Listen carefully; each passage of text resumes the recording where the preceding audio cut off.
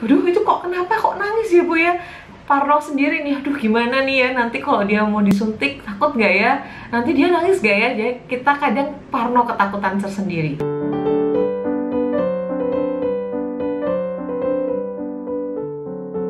Halo Bunda, kembali lagi bersama Abinaya Bantu Bunda. Abinaya Bantu Bunda. Kali ini Ibu Pika akan share pengalaman Ibu Pika mengajak Queen, mempersiapkan Queen untuk melakukan vaksin atau disuntik vaksin COVID dosis pertama dan dosis kedua. Dia sudah semua. Nah, selain itu, nanti kalau ada yang mau menambahkan komentar pengalamannya seperti apa, memberikan persiapan ya sebelum vaksin, boleh dong ditulis di kolom komentar. Dan selalu ingat untuk subscribe juga supaya Ibu Pika semakin semangat memberikan informasi untuk para bunda. Yang pertama nih ya para bunda, biasanya kita akan diberikan informasi dari sekolahan kapan nih akan ada vaksin, jadwal yang pertama ya. Itu biasanya juga akan ditambah dengan adanya berkas-berkas yang harus dibawa.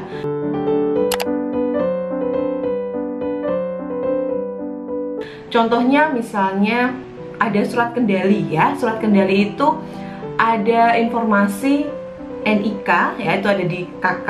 Lalu juga ada informasi apakah anak ini sudah pernah kena COVID, atau di situ harus dijawab dia punya komorbid atau tidak ya, harus dijelaskan di situ. Itu surat kendali sebagai observasi awal anak ini sebelum menerima vaksin yang dosis pertama.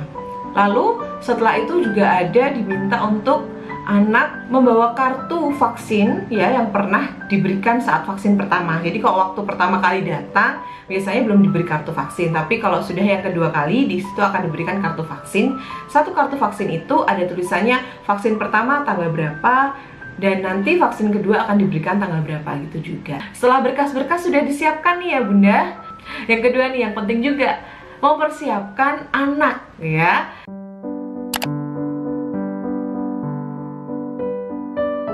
Kadang kita suka parno sendiri nih, aduh gimana nih ya, nanti kalau dia mau disuntik takut nggak ya, nanti dia nangis nggak ya. Jadi kita kadang parno, ketakutan tersendiri. Tapi coba deh bilang kepada anak dulu apa saja proses yang harus dia lakukan, yang harus dia lalui nanti saat dia harus divaksin. Dan jelaskan juga apa sih fungsinya dari vaksin ini. Anak umur 6 tahun sudah paham, sudah bisa diajak komunikasi, dan dia juga sudah mau mendengarkan. Nah, tergantung caranya kita menyampaikan seperti apa. Ingat, tetap tenang dan tidak perlu panik.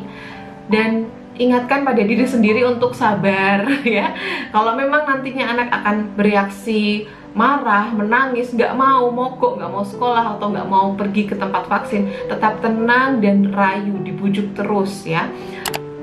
Kalau menurut saya kemarin pengalaman dari anak saya ya yang 6 tahun ini, memang awalnya dia aja ketakutan. Aduh nanti disuntik gimana dong Bu, nanti kalau disuntik gini.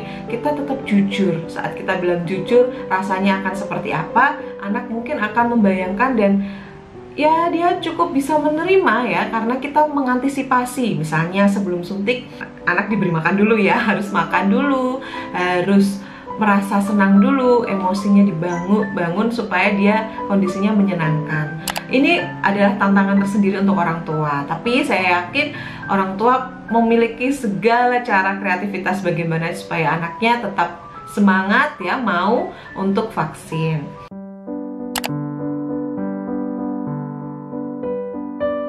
Yang ketiga, setelah mempersiapkan anak, dia sudah berkas, terus anaknya, kita juga harus melihat kondisi anak ya, persiapan sebelum vaksin. Tadi anak diberi sarapan, tapi kalau ternyata kondisi fisik anak sedang tidak baik-baik saja, atau sedang flu, atau sedang kondisinya demam ya, kita lebih baik bijak untuk mundur dulu nih, vaksin nggak harus hari ini ya.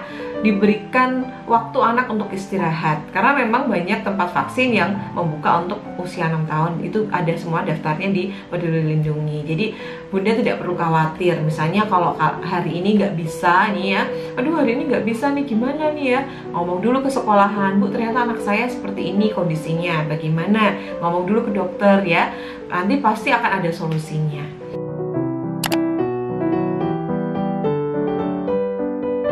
Yang keempat juga, ini juga perlu dilakukan orang tua. dan kemarin saya juga melakukannya, memberikan penghargaan pada anak setelah dia sudah mau disuntik atau sudah melakukan vaksin. Ya ini kadang jadi kayak imbalan ya, tapi sebetulnya kalau kita mengartikannya sebagai sebuah penghargaan, it's okay, nggak apa-apa. Seperti kemarin Queen minta penghargaannya, dia minta berenang. Awalnya saya juga, aduh boleh nggak ya berenang? Saya tanya pada dokter dulu, apakah setelah vaksin boleh berenang ya? Ternyata jawabannya boleh, dan it's okay, nggak apa-apa. Yang penting anak dalam keadaan sehat dan tidak lemas setelah vaksin. Dan setelah saya lihat observasi, ternyata dia oke, tidak ada masalah dan baik-baik saja.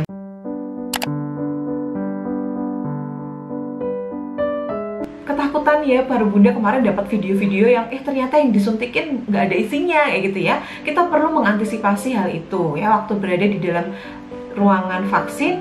Boleh kok kita mengambil video saat anak divaksin, jadi kita tahu dan kita bisa memastikan sekali lagi bener nggak ya tadi yang disuntikin itu ada isinya apa enggak, kayak gitu ya.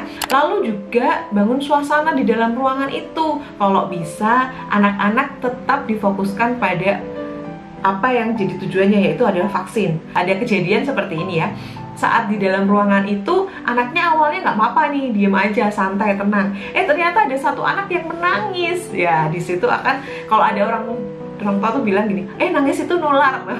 Satu nangis semuanya akan nangis. Wah, jadi kejadian beneran ya. Satu anak ini sebenarnya awalnya nggak apa-apa nih, tapi karena di dalam ruangan itu ada yang nangis, temennya si Queen. Terus akhirnya dia Queen juga sempat panik. Aduh, itu kenapa kok nangis ya Bu ya? Tetap tenangkan anak. Dia bilang sejujur-jujurnya ya, jujur, iya mungkin itu memang reaksi anak-anak berbeda. Ada yang menangis, ada yang tetap tenang ya. Kamu sekarang coba untuk menenangkan diri. Bantu dia untuk mendengarkan lagu ya, bernyanyi bersama, bangun suasana menyenangkan di dalam ruangan vaksin. Nah itu tadi, yang pertama kita harus mempersiapkan berkas, yang kedua mempersiapkan anak ya, yang ketiga melihat kondisi fisik anak juga, yang keempat kita juga harus memberikan penghargaan pada anak, yang kelima kita juga harus membangun suasana yang menyenangkan di dalam ruangan vaksin. Ingat, di dalam ruangan vaksin Bunda boleh mengambil video, jadi Bunda tetap memastikan dan yakin bahwa apa yang diberikan atau disuntikan itu ada isinya. Oke Bunda, kalau memang ada info tambahan dari Bunda, tips tambahan dari Bunda, boleh banget silahkan share di kolom komentar. Semoga video ini bermanfaat dan selalu ingat untuk subscribe, like, komen, dan share ya. Sampai jumpa, selamat divaksin ya untuk anak-anaknya yang usia 6 tahun. Dah.